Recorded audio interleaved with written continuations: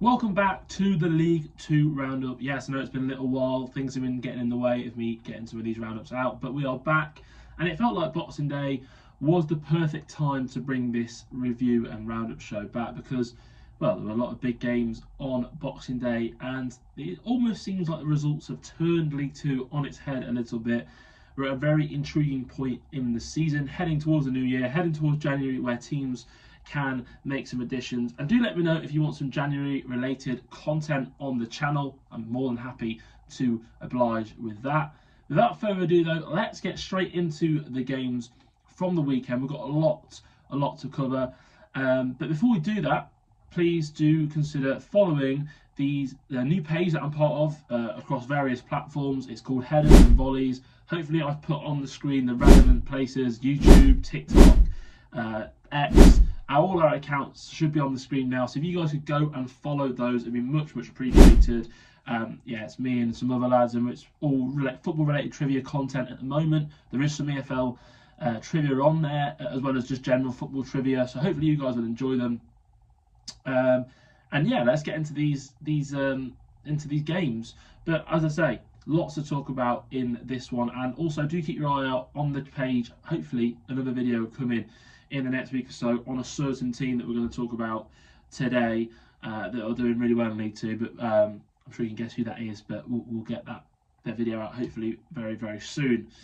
But we're going to start off with another team that are in the playoffs at the moment, and that is AFC Wimbledon. They took on Swindon. AFC Wimbledon 5th at the moment, Swindon down in 21st, obviously under Ian Holloway. Wimbledon did have a stoppage time winner ruled out. Supposedly was kind of a late decision, obviously never ideal. Wimbledon continue to impress. They're a team that you can see, hopefully, another video we did on the channel breaking down their tactical approach, and it's still the same. In that video we spoke heavily about the wing backs, and look who scored: James Tilley, who I spoke about a lot in that video, and Josh Northfield got the assist for that goal, the other wing back who I spoke about a lot in that video. Great to see Josh Kelly in the team. Our Vigil went off after 40 minutes. I hope he is okay. Probably a better result though for Swindon, has to be said. I mean, you look at that Swindon side. Kamongo Shamanga and Harry Smith is a front two that many a side in this league would envy. George Cox, who's spoken about before, a left wing back, is way above this level. Will Wright, way above this level as well. And so I think it's really interesting that Swindon have kind of made a little bit of a revival under Ian Holloway. Well, I say a little bit of revival. This result would suggest a bit of a revival. And if you look at their recent results, it's been pretty strong, to be fair to them. A 3-1 win over Fleetwood and a 3-1 win over Grimsby. They are not results to be sniffed at. So yeah, Holloway's Swindon continue to do okay. They've pulled themselves 3 points above the drop now. They are still in trouble this season, there's no doubt about it. But with Bromley, Colchester coming up, they've got winnable games around the corner. For AFC Wimbledon, disappointing result, but they are in a strong position. They still look very well drilled and organised. Talking of a team though who are not happy at the moment, and that is Port Vale. They lost to Bradford, and Andy Cook brace. And I have to say, this was not a surprise to see Andy Cook get himself on the scoreline. Of course, it's never a surprise to see that. But Bradford played my side Notts the game before this. And Andy Cook, despite the fact that Matty Platt kept him quiet, you could see how much of a threat he is. Just his sheer presence, to be honest with you. So the fact he got himself a brace in this one does not surprise me. He might be 34, but he's got 12 goals in 20 games this season. An absolutely incredible tally. Of course, proven goal scorer at this level. Yeah, he's a beast, isn't he, up front? But Port Vale, really disappointing for them. They are not in a great place right now. And this is going to bring me on to the conversation. And it may mean we jump around a little bit. Normally we go sequentially through the fixtures. We may actually jump around a little bit here and talk about different teams in different order, because it brings me on to a conversation about the top 7. We've already talked about Wimbledon. They dropped points on Boxing Day. You've got Port Vale, who are second. We're talking about them. They lost the game here. They dropped points. Doncaster, they lost. Crewe, they lost. Chesterfield, they lost. So only Walsall and Notts County were the only two teams to win out of that top 7. so competitive in this division, but that's what I meant about it being turned on its head. The top 7 not safe at the moment because any team can beat anyone in this division. But Port Vale, Doncaster and probably Notts County, one of the teams that actually won in that game, all 3 of them have got fans who have expressed sort of discontent either with management or with certain players. I know that Billy Sharp has come under a little bit of fire from Doncaster fans. Port Vale have been having a go at the management, at Darren Moore. And I think it just goes to show kind of what this league does to teams. And you've got so many teams, not just the top 7, there's more teams in this league. MK Dons, Bradford, Salford, who are all at Gillingham, all aiming for promotion, all believe that they can get promoted this season. You've got a lot of big clubs in this league relative for the division who feel they should be League One clubs. And so when Port Vale, who are still second by the way, they are calling, not for their manager to go, but if you look at their run, they've not won a game in the league since they played Morecambe, and that was a 1-0 win. And yet they're still second in the league. It just shows how... I made a video on the state of the league not long ago and said about how it's not got the quality it perhaps kind of has in previous seasons. And I think that is certainly true. When you look at a team like Port Vale, we look at their run since the start of November, start of last month, they've only won 1 game, and that is against Morecambe, who, by the way, are in the relegation zone. They only won that game 1-0. They've only scored, they've not scored more than 1 in any of those games. They've not conceded many either, to be fair, but they've drawn an awful lot of games. They drew with Carlisle, who are rock bottom. They drew with Bromley, who are newly promoted, and not having, they're at 12th, having a good season, but, a game you'd probably expect Port Vale to get something from. Drew with Cheltenham, are having a great season. Okay, the Crewe draw was fair. A win over Morecambe, and then they lost to Gillingham, who are not having a bit of bad run of form as well.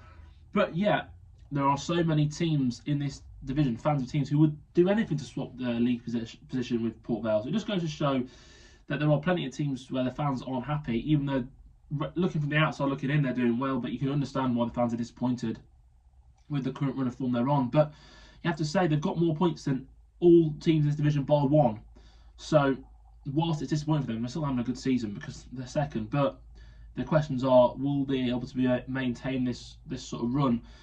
I think even if you go back to their time in October when they beat Notts County and they beat MK Dons 1-0 each, and they've got a 1-0 win over Harrogate there, they've got a 1-0 win over Chesterfield. So many games have been low scoring this season, and Port Vale have not scored many goals.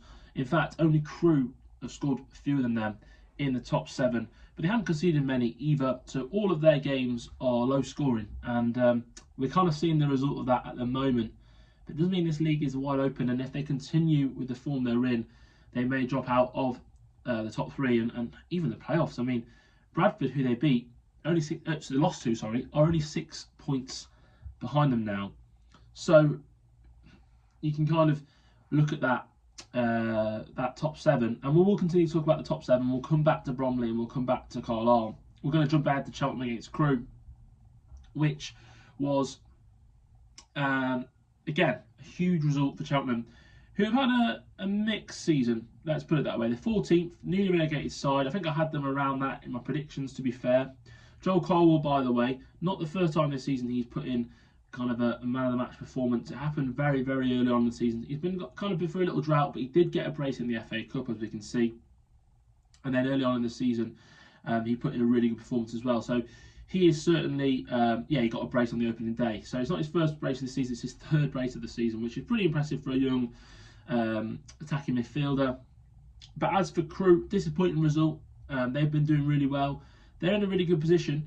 But again, it comes back to sort of recent form. And despite the fact that they're in a great position, they beat Notts County and it looked like they're right in the mix, and they still are. They're 4th. But you look at their run since they beat Notts, they've only won 1 game. And they've drawn loads of games, loads of teams drawing. And again, they're another team who are low scoring. So when you can see 2, if you've not got the firepower, it can be very, very difficult. And Crewe, I still think there is a question mark over their firepower this season, to be honest. But Lee Bell doing an incredible job there. Did turn down an approach from a side in a league above, believed to be Burton, although I don't think that's been confirmed. But they certainly are. I do think they lack a little bit of firepower. And as that's seen by the fact that if you look at their their side here on paper, Matis Holicek, Charlotte Tracy, Jack Lancaster, none of them are natural centre forwards. Of course, on the bench, we've got Omar Bogle who comes on, and Chris Long, more natural centre forwards, but I do think they lack maybe that focal point and that goal scorer, hence they're the lowest scoring team in the playoffs. But that's points dropped for them. Let's come back to Colchester. Let's look at another team who dropped points that are in the playoffs, and that is Chesterfield. A 2-0 loss to Fleetwood, who recently sacked their manager Charlie Adam, or their former manager Charlie Adam, and they appointed, of course, Pete Wild, yet to manage. But this team is set up in a very similar vein to how Pete Wild will set his sides up with the back three. Harrington, unfortunately, goes off.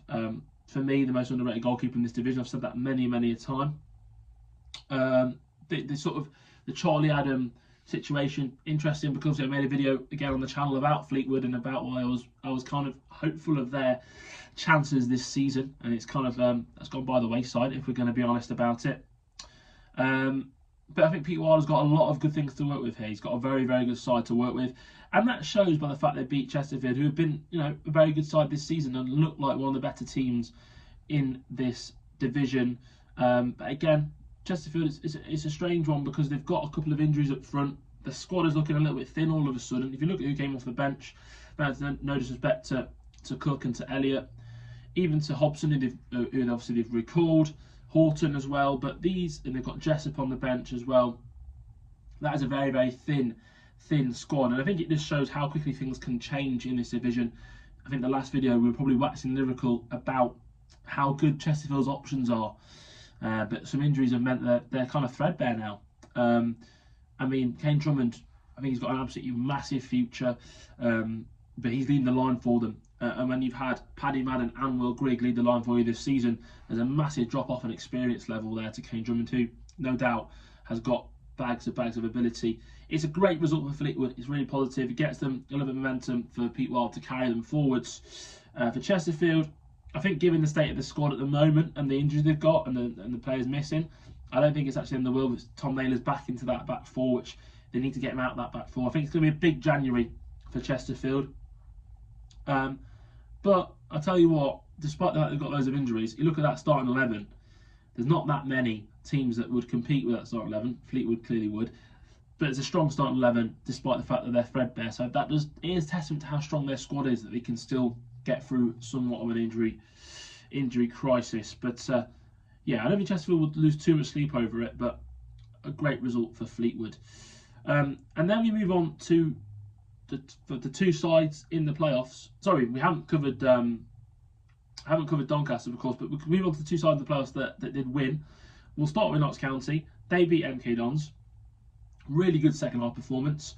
Dan Crowley getting on the score sheet. George Abbott also on the score sheet. That's kind of gone semi-viral in the Tottenham Hotspur sphere, and you can see why. He's got a massive, bright future ahead of him. But Notts County, again, there's another side who, obviously, the side I support, that the fans not happy with how things were going. It looked at one point like the pressure was really mounting on Stuart Maynard. And then all of a sudden, you know, you look at the results, back-to-back wins, Bradford and MK Dons, two very good wins, 10th and 11th in the table at the moment. But two sides who I think could finish higher than that. And all of a sudden, it's kind of turned on its head. And game in hand on some of the teams around Notts. And I focus on this game here, the Notts v Newport 0-0 draw.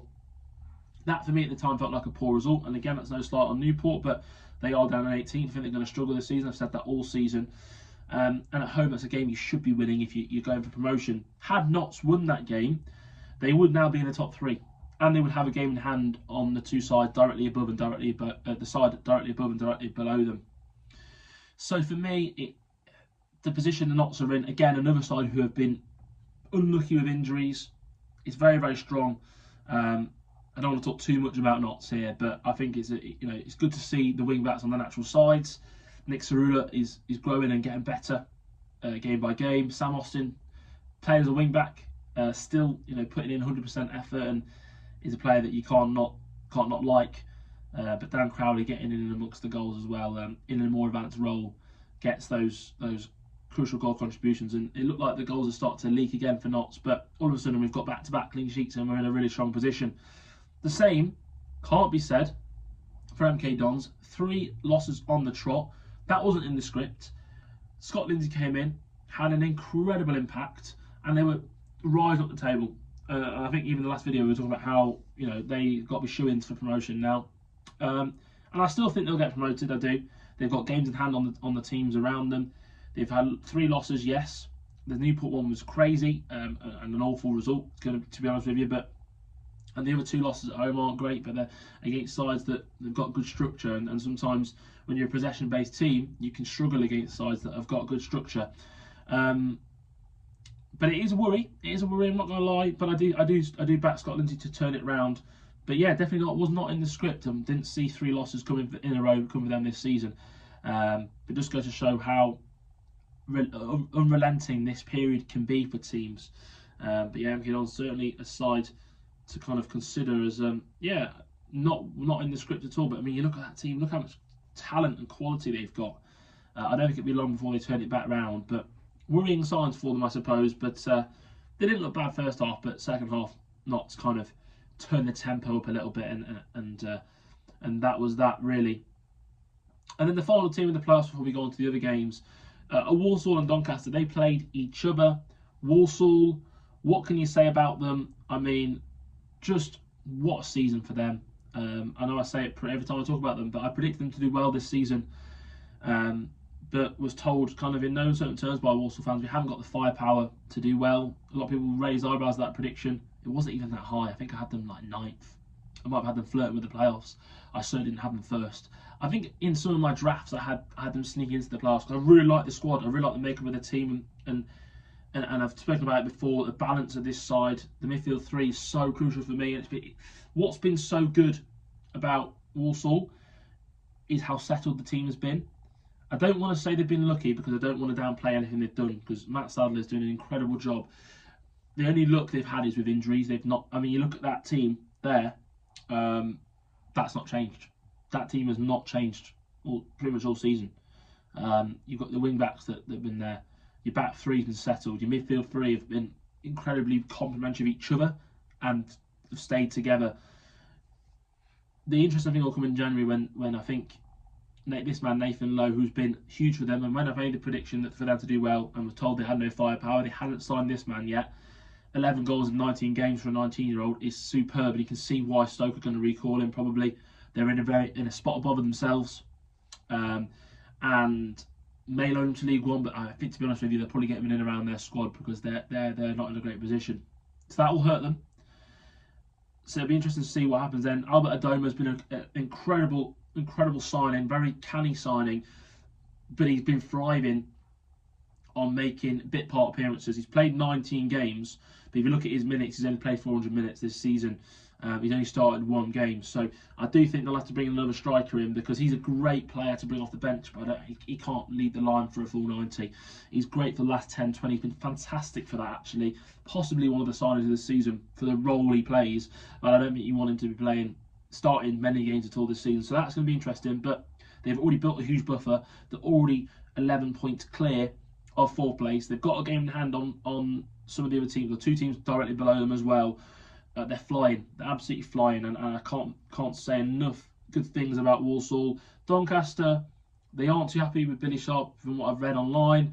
Again, it's difficult for Doncaster. They're still in the top 3. They have felt very up and down this season, which is an incredible thing to say. And this is why Walsall are so amazing. They're the only team that's been consistent this season. That's why they're top. They've been fantastic, but they're all the other teams in that top 7. I think it even goes as far as all the other teams in that top 11, maybe bar Grimsby and Salford, and that's no disrespect to those 2 sides, especially Salford have kind of risen up of late. Grimsby have been in and around the playoffs all season, but take those 2 out of it, the other 10 teams in that, other 9 teams in that 11 have all shown promotion level performances more than once this season. They've all shown signs of being promotion level sides. Even Bradford, they're borderline, but even Bradford have at times. But none of them have shown consistency. But Walsall have. And Doncaster have been consistently inconsistent, I'm afraid. And the results of late, they tell the story. You see the smattering of green, you see the smattering of red there. They need to get some consistency going. It's not going to happen against Walsall, who are the best team in this division away from home. I understand that. But they've got some difficult games coming up again. And yeah, they're in the top 3 at the moment. Could they drop out of the top 3? Absolutely, they could. Could they drop out of the playoffs? Yes, they could. That's how tight it is. There's only 2 points between them and dropping out of the playoffs. But they're a very good side on their day. Their day needs to be more often. That is for sure. Well, we've spoken about the teams in the playoffs. Let's talk about the other games then. We'll talk about the games that were close to the playoffs. So we'll work our way back up. Salford, and then we'll do Grimsby, and then we'll cover the other sides as well. But we'll talk about Salford. As I said, kind of come a little bit out of nowhere. Said about them this season, weren't sure on the identity of Salford. They were very mixed. They were sort of, well, if you go 3 games ago, they'd won 6, drawn 6, lost 6. And that was where they were as a side, very middle of the road. Now, all of a sudden, won 9, and they're on the cusp of the playoffs. They've got a manager who knows how to win.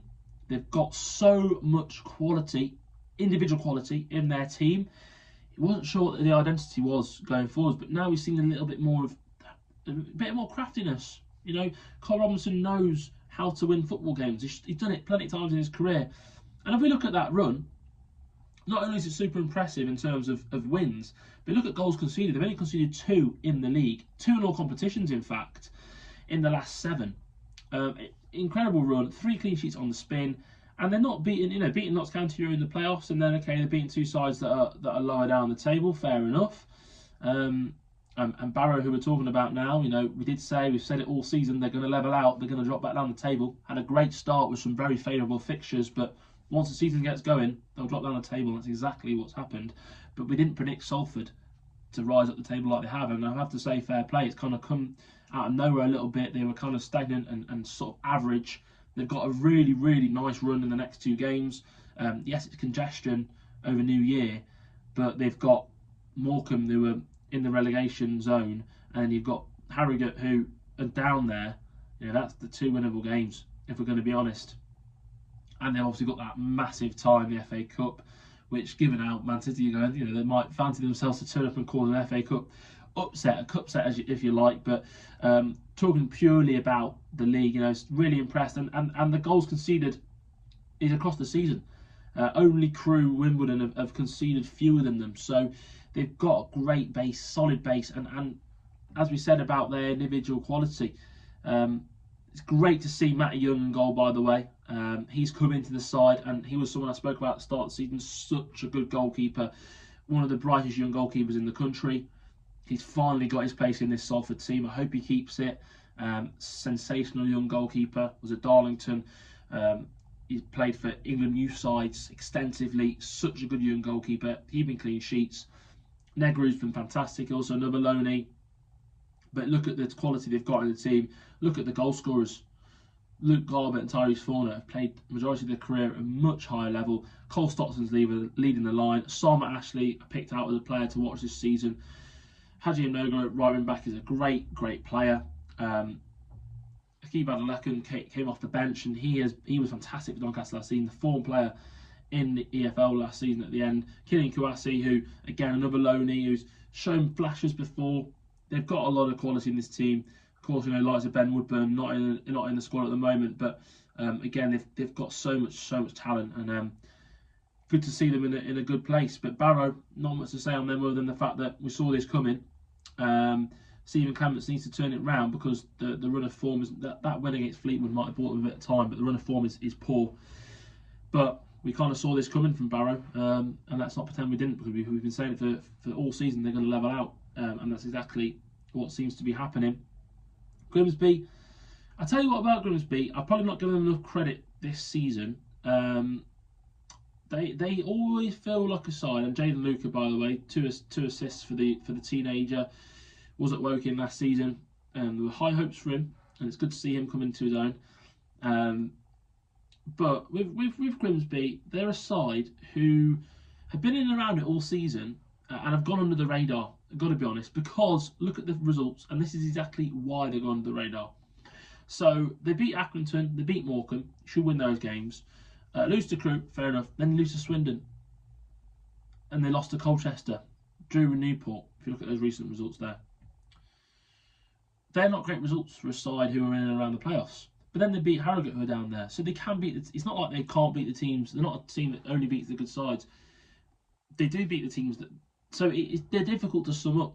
They're really difficult to sum up because they go through these periods where, okay, they beat Tranmere, should win that game, and then lose a game they expected to.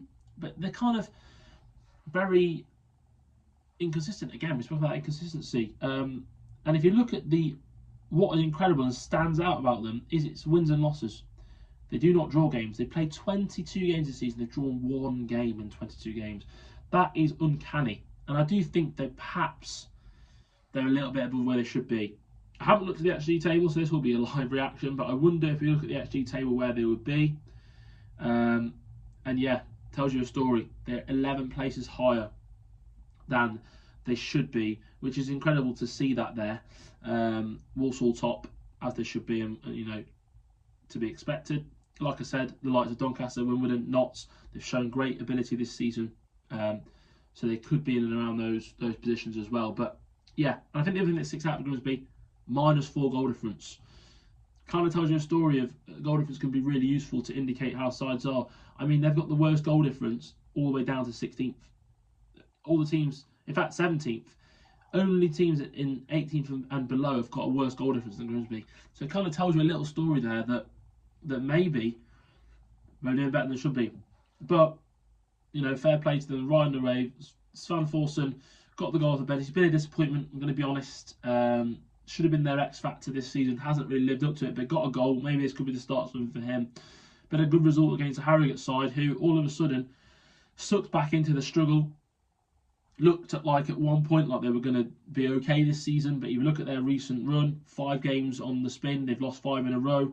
Simon Weaver's got the safest job in football, really, but that's a run of form that can find managers in trouble. They need to turn it round soon.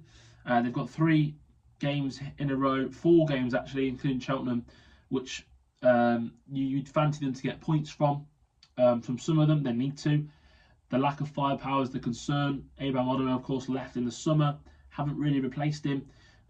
As you can see, just the 18 goals for them. And yeah, for me, Duke McKenna got on the score sheet. I like him, but they haven't got kind of enough firepower in their side. Will they add in January? Probably not.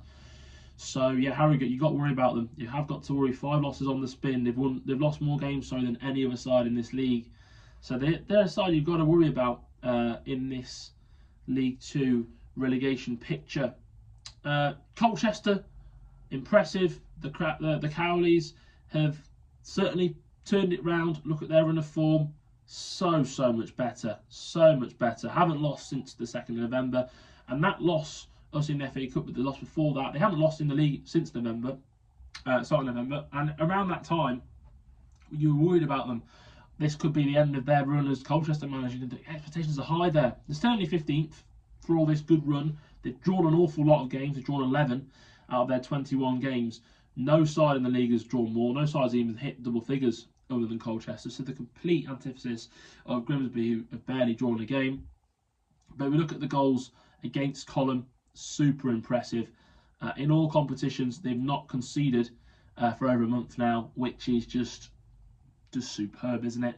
One of the form sides in this division, and things are looking bright for them. They've got the organisation right now, and now they're building on it, and they've got those solid foundations in place. Really impressed with that, and I can see them rising up the table. I can see them flying up the table because they've got a great coaching set up there. They've got some good players. I think they could go again in January and maybe add some quality. They've also made a lot of big sales in the last few years, so they probably could using some of that cash, reinvest it a little bit. A tough game against Doncaster, but then a very, very, very favourable run after that, all the way up to pretty much the end of January when they play Port Vale. So they are in a really strong position, and I think you're going to pick a team from the bottom half to really rise up the table. Colchester are the ones to look at. Gillingham, they continue to sort of frustrate. Look like they turned the corner a little bit. Couple of good 1-0 wins.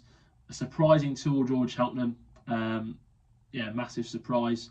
That one. But like we've said so many times this season, they've got to win games 1-0. It's the same problem last year. It feels like we're talking about the same Gillingham side that Neil Harris managed, the same Gillingham side that Stephen Clemens managed, although he did free the shackles a little bit, and now the same Gillingham side that Mike Bonner is managing. Gillingham have to win games 1-0. If you score against Gillingham, you probably aren't going to lose a game. And I know that sounds like a Michael Owen-esque type quote, but you don't back them to win 2-1 or 3-2. They have got to keep a clean sheet to win a game. It does feel like that. They haven't got the firepower to go and win games any other way. So they don't concede many, but they don't score many either. And so Gillingham probably a little bit of a worry. And then coming on to the final two games, tournament teams to worry about. Carlisle. It's such a shame, because Mark Williamson, obviously, I've been a big, again, I made a video about him on the channel, been a big fan of his. I still am a big fan of his. I think he's a great coach. But some things don't work and don't fit. Carlisle fans want him gone. They've won 3 games this season. I predicted Carlisle to do poorly this season. I think I had them 16th in my predictions. I didn't predict them to do this badly. I don't think anyone could see this coming. I think you could see from the outside that things weren't right, and it's another Forest Green situation where the momentum, we've spoken about so many times, I'm not going to do it again here, but the momentum takes you down once again. Forest Green spent heavily in January, by the way, didn't stay up. They brought in so many good players, didn't stay up. So there's no guarantee if Carlisle, we've got a budget, let's go and spend it. No guarantee you stay up. There is no guarantee. I will say that things at Carlisle look like they were turning the corner. Hopefully I'll put it on screen. There was a passage of play recently they had, which was really good. It was like shades of Williamson's MK Dons when they went on that run, or it was shades of Williamson's Gateshead. The patterns of play were all there. It was fantastic. It was back to front. It was fantastic football. Look at the run of form they've had. They've only tasted defeat twice in that run, but they're not scoring enough goals. And that is sometimes the issue with establishing a style that's possession-based. It's all about patterns. It's all about structure. It's all about build-up. But the final third entries aren't there. And sometimes that passing game can be too slow, too methodical, and it doesn't result in a lot of goals. It can result in a lot of control and a lot of possession, but it can't sometimes always equate to attacking prowess. And Martin Luther's teams do score lots of goals, which is why it's a surprise that they're not. You can argue that he needs time to build this style and methodology into the team. Also, the squad is not assembled to match this style. The squad was assembled to match Paul Simpson's style. Mark Williamson will believe he can coach any player to play the style, but there are players that are more predisposed to play in that way. In January, they're going to have to add some of them. But like I said about Forest Green just moments ago, no guarantee that will work. Season tickets or season cards, whatever you want to call them, are thrown onto the pitch. There's pictures of them all over the pitch. Carlisle, and no surprise, you lose to the only other team, or the team that were below you before the game. The team that felt like the most winnable game out of the lot, you lose that one after you've got draws against Doncaster, who are in the playoffs, Crewe, so Doncaster in the top 3, Crewe in the playoffs, Port Vale are in the top 3, got a win over Salford, who are one of the form teams in the division, got a draw with Bromley, who are one of the form teams in the division, lost to Chesterfield, fair enough, you write that one off, but a loss to Morecambe is pretty damaging. They've got Accrington next, who are one place above them, who didn't play at the weekend. Their game against Tranmere wasn't played on Boxing Day, so they've had a bit extra rest as well. They're at a crossroads, Carlisle. Do you back the manager? If the issue you've got is the timing here. They've already changed manager once. They've spent a good portion of the season trying to embed this style. If you then change it again, rip it up again, and bring in a manager who is going to be equipped to a more League 2 style of play, you've then got to reset and you're back to drawing board. Does that take another 5-10 games to integrate integrate their system? You haven't got that time. So it's like sort of stick or twist kind of situation. But the timing's awful because it's January, so you need to make the decision now. Because if you do get the manager in, if you back Mark Williamson to in January to bring his own players, you get to the end of Jan. There's a lot of games, by the way, to the end of Jan, like a lot of games.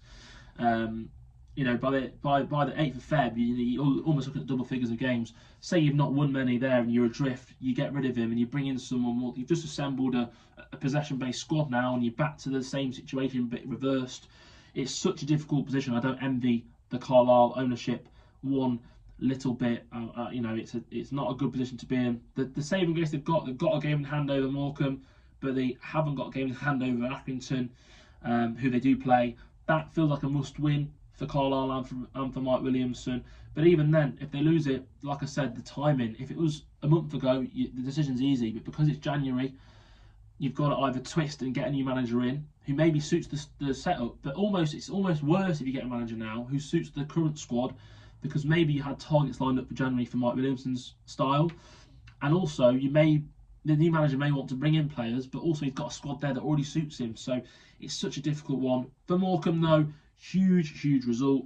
They're on a very poor run. They've had this fighting spirit all season. All of their games are kind of close-ish. They always look well organised, well coached. But again, we talked about teams lacking firepower. They're definitely one of them that lack the firepower in front of goal.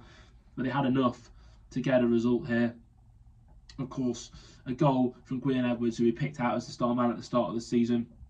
Assist from Marcus Dackers, who could be really crucial for them this season, even if he's not been smashing in the goals for them. So Morecambe, huge result. And then talking to huge results, we get to the final game of the week. 5-2, we'll end on an absolute thriller.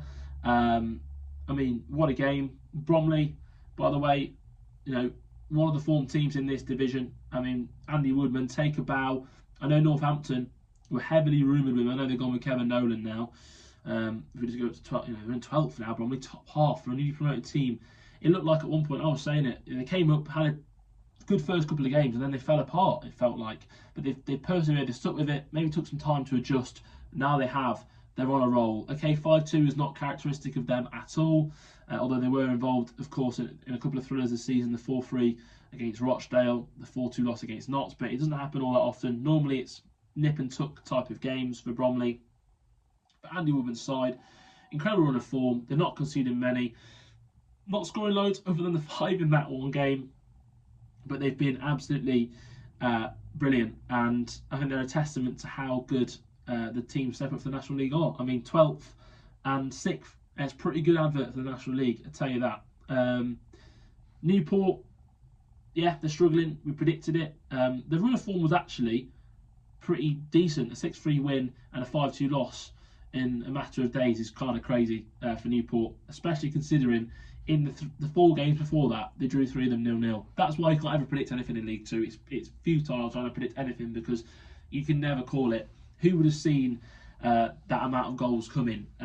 16 goals or whatever it is coming. You just wouldn't have predicted it. So, yeah, Newport though, I don't think there's a massive worry, because I think you look at the teams below them, and Tranmere, of course, have got the games down because of the postponements, etc. But you look at the teams below them, all those teams do look worse than Newport do.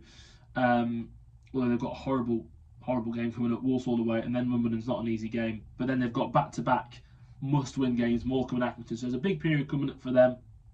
It's always going to be a transitional season for them. So probably nothing above expectations. As long as they stay in League 2, they'll be happy. But yeah, a bit of a crazy game at 5-2, and yeah, I mean, Kieran Evans continues to impress. By the way, if you're going to pick out a star player for Newport, I do really like him. He's a really good player. But I think Bromley continue to impress, and this man Michael Cheek, 12 goals in 20 games. Why didn't he get a chance at the EFL sooner? He's 33 now, but double figures once again for Michael Cheek, one of the greatest goal scorers in lower league English football ever. One of the greatest goal scorers in probably the National League's best ever striker in terms of longevity. And yeah, so Bromley, fair play to them. Bit of a longer one this time, lots to talk about because of just everything being turned on its head, and we haven't done one for a while. Hopefully you guys enjoyed this video. I will be back with more rounds up, as I say, as we go. I also am looking to do a video soon on a team in particular, but if there are ideas you want to see, I've got ideas such as one player each club should sign in League 2. As I say, there's a particular team I want to talk about and do a tactical analysis on them as well. If you guys want me to talk about anything in particular, any particular managers or sides or setups or anything like that, please do let me know. Maybe I could do an updated predictions for January. Maybe I could rank the transfer windows once the transfer window is closed. All those kind of ideas. Do comment below, and also please let me know if you enjoyed it. If you could subscribe, that'd be greatly appreciated, because it does really help. And if you could like the videos as well, that does help get the video onto more people's sort of timeline for them to watch. So again, that is greatly appreciated. But yeah, hope you guys enjoyed this one, and I'll see you guys next time.